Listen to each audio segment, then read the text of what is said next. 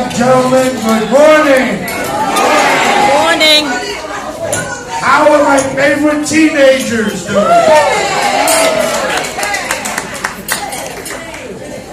Not today, every day you're teenagers. Can everybody hear me okay? Because I don't think this thing is working. Can you hear me back there? Yes. Excellent. I'll project my voice. I just am grateful that I have so many wonderful, loving, caring people in my district. And that includes everyone in this room and those that we couldn't have here today because the room isn't big enough. But I'm fortunate to be surrounded by so many beautiful people, inside and out. And I'm grateful to you for being in my life. So let's talk a little bit about our seniors. We just passed a budget of $153 billion. Wow. Billion. After education, where we spent historic numbers, $1 in $6 was spent in education because that is our future. And I fought hard alongside many of my colleagues to make sure that we invested in the next generation. Yeah.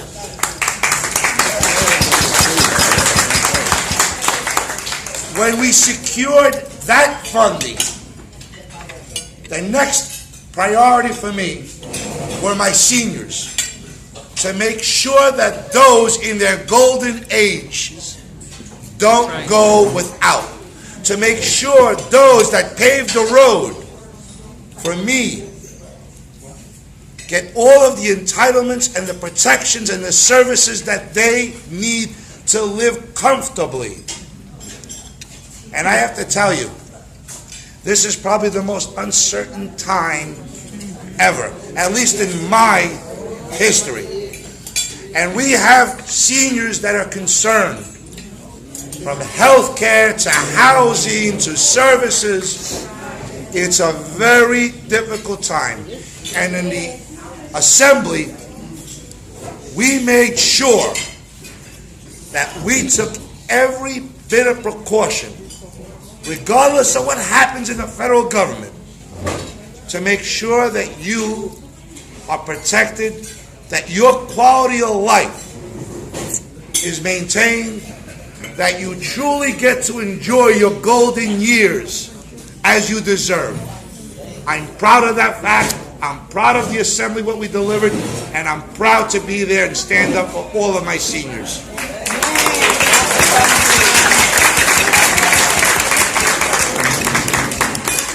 It's like this is my favorite event. I love spoiling my teenagers. I love recognizing their beauty, their creativity. And when we came up with this a few years ago, I think this is our 5th year, where we ask our ladies to come in with their bonnets and their gowns, and we get them to do a little trotting and show it off and do a little strut. It lets us escape with a few hours to put aside any of the hurdles and problems that we have in our life and just enjoy one another. And it allows me to enjoy you, but more importantly, and I share this with all of my seniors, when I go into an event, I feel the love.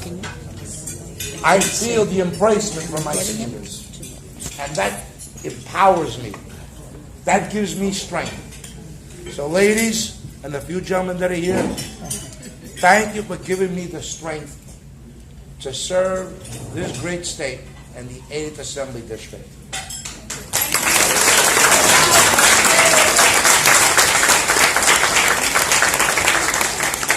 So now I share a little bit of news with you. Some of you in this room may already know.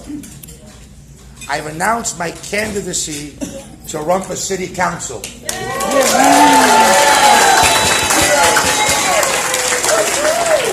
Why is this so important? Because in the last 5 years, which have been the most incredible experience of my life, the most humbling experience, I realized that it's about the potholes, the street lights, the graffiti, the stop sign, the quality of life issues. In the city council, it'll enable me to be here more. We do great work in Albany. But being accessible, being here to meet one-on-one and address the issues is where I get the greatest feeling of pride that I can be here to help someone during their most difficult issues. So I'm looking forward to taking this journey with all of you as we move toward this primary election. And I encourage you to please get out the vote. I will never let you down. I will never disappoint any of you. What you've entrusted me with is something near and dear, and I'll always fight hard for you. God bless you. Thank you so much.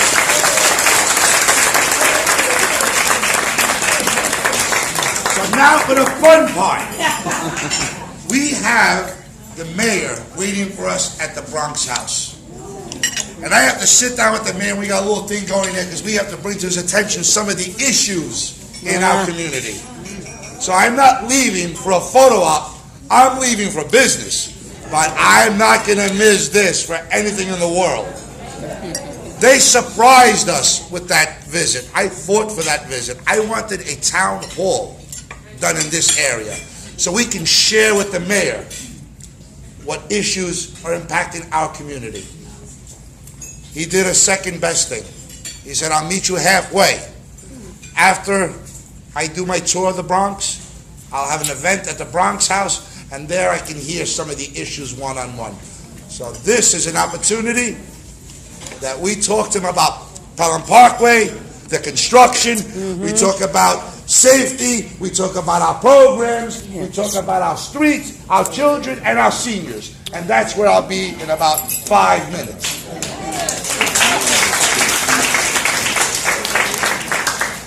I just want, because you're all special, but I want to acknowledge a couple of people that are here with us today. Joe McManus, our state committeeman. Andrea Siegel, our district leader. Do you have any other elected officials that I missed? I'm here. We're all special. We're all kings and queens, and we're all princesses and princes. You don't have a title. No title. No title. She just calls herself boss. So all the bosses in the room. So I just want to do this quickly. I want every year we acknowledge best hat and best dress. And we give them a little prize. And I want you to know that this year it was, as always,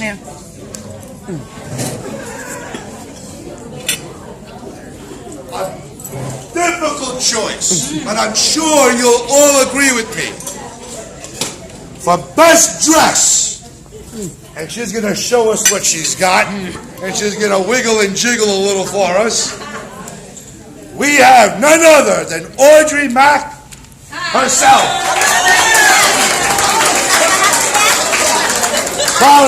Audrey Mack.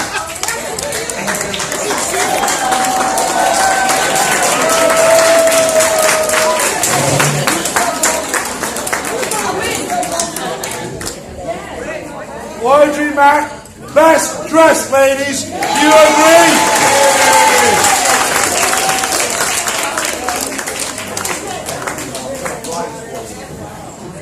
Now, because I did it again last year and I did it repeated this year. Best hat. This was a real hard one, right? We were battling this one because we couldn't figure this one out. Too many choices. Our very own